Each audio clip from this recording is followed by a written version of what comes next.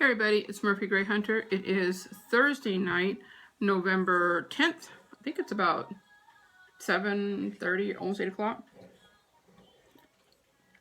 And I wanted to do a video of on my grandmother, another grandma story. Okay, so again, you have to remember these are just stories that were told to us as children, and then of course again as adults, asking questions about the Lechuza. This is the story we're going to talk about, the Lechuza. I was just at my aunt's house, which is my grandmother's house, maybe about 9 months ago, and my aunt, the one who says she doesn't practice witchcraft and who has my grandma's book, she was telling me a little more about the Lechuza. So, okay, so let me show y'all a picture of a Lechuza. Well, those of you who don't know, a Lechuza is considered to be like an owl, okay? Legend has it that the Lechuza was a witch who was exposed for practicing magic. The angry town folks went on a rampage and they killed her. And it said that she returned from the grave hell-bent on seeking revenge on those who murdered her and intoxicated people. I guess that's a Sunday school version, right? I don't know. And so, let me show you the picture that I was looking at. This is a picture. Okay. Alright, so I'm going to read you a little more about the Lechuza, and then I'm going to tell you the stories that I heard. Okay, so again, the legend is that the Lechuza was a witch who was exposed for practicing magic. And they, the town people killed her, so she was coming back to seeking revenge on the people who murdered her and intoxicated people. Descriptions of her said that she's a shapeshifter, and she appears as a ghostly witch or a human-sized bird with a woman's face. Let me see what else it says here. Apparently the Lechuza has supernatural powers and can transform into a large bird, mostly common as an owl. Her face is that of a beautiful wise woman, and in some sense of a siren of a feathery sorts. It says that she lures her prey into with an eerie sound resembling a newborn baby's cry. Of course, if you hear the helpless cry of a baby in the dark of the night, you would find it and try to, locate it and help it. That's how she will lure you there. When Lechuza strikes, she swoops down on her victim like in a banshee manner, and they're never seen again. They said that hearing a bird in the night is an omen that Lechuza is about. Okay, I was just kind of reading the stuff here. Okay, so I'm pretty sure there's more to it than just that, but so with that being said, so my if you watch one of my other videos where I was talking about my my grandma, I told you that there were several times that I would hear a crying in my grandma's room. I would hear like a baby crying all the time, and I would go in there and I would look all in the closet, and I would never find a baby. I could hear it crying, but I could never find one. And it was always in the closet, and her room was always so dark and so cold and just so but I literally heard a baby crying. I was trying to see if they had another picture, but they don't. Anyway, so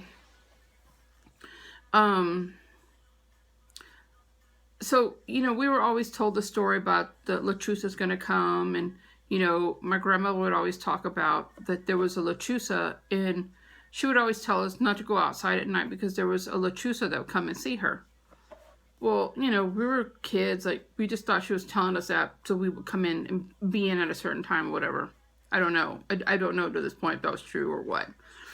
But So those months ago when I went to go see my aunt again, I was not on just randomly go to my aunt's house. I was in my aunt lives in the little town of Lockhart, and we go there because there's like a haunted school that we like to go and visit there. And there's a lot of lavender that grows freely there, just wild, right?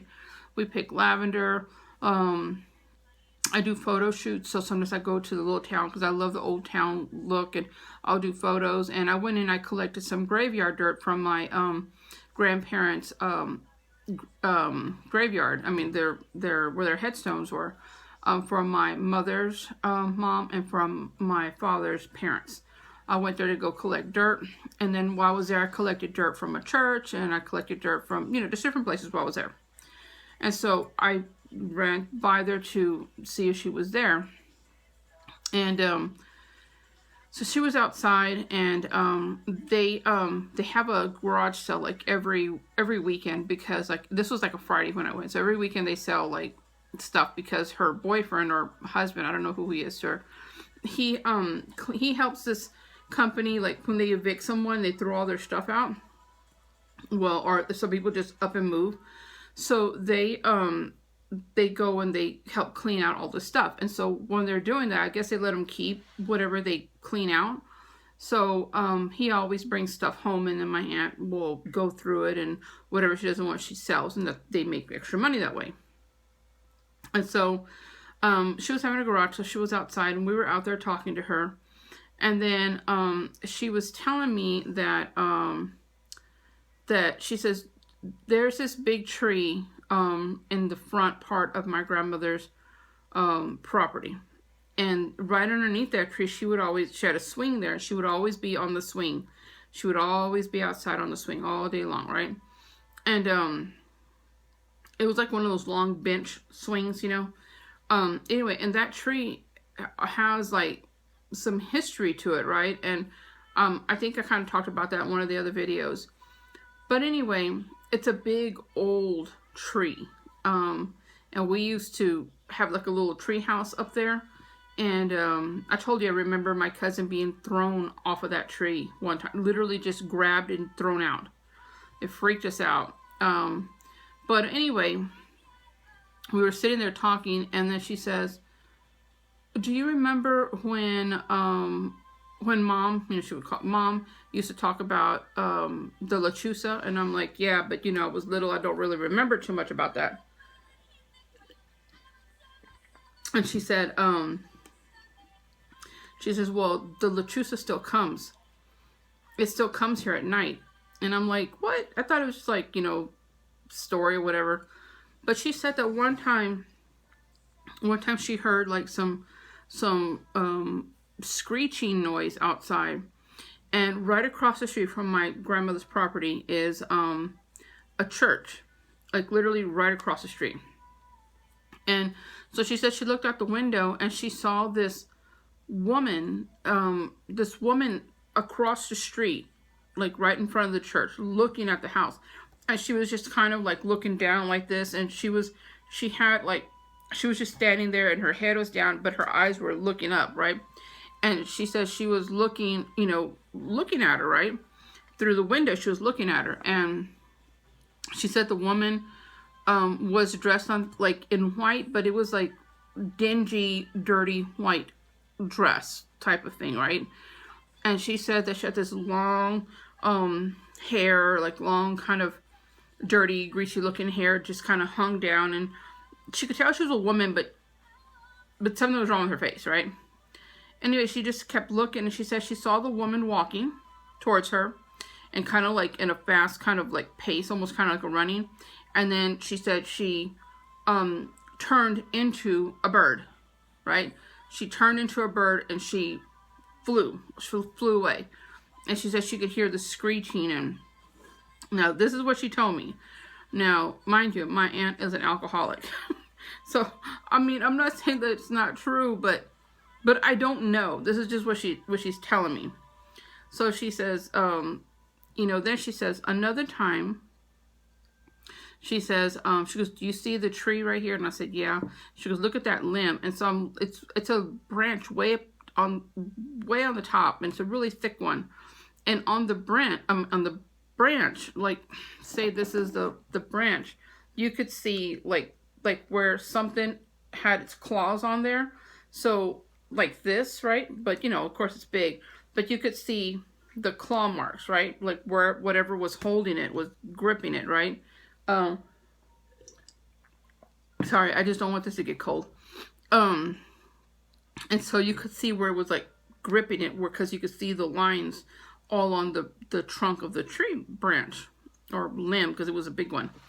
Um, and she says that's where the Lechuza sits at night, and she screams and screeches out to me.